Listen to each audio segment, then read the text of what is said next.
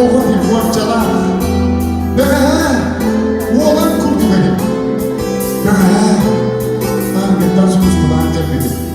Ondan bugün beyefendi bu da bir şey yapayım.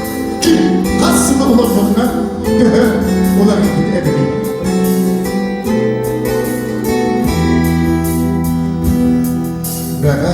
Oğladi Wancalah bedik edi Ulatan çok imsire kararı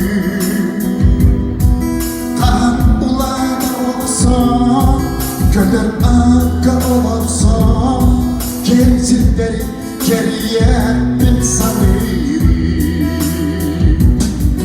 Ve valan nedim Aksihi vütendidi Erginde en oğul dillere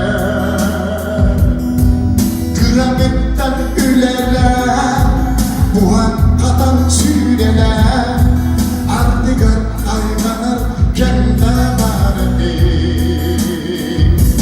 Günler çıklar erekli gödem Kendi bitik ayye hagara Oldu har bilmem gene kalbimi Sana ver gün sıra Olup çekip dıra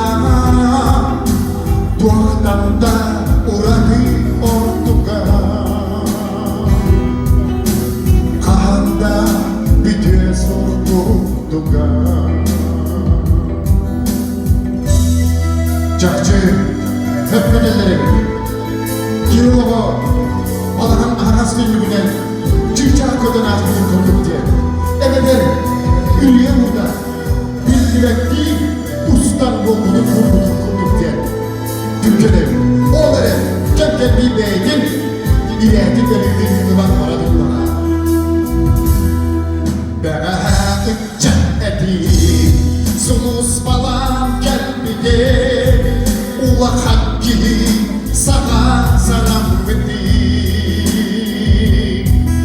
Rabbin cedalara Köder arka olara Getirleri geriyen da gelmedi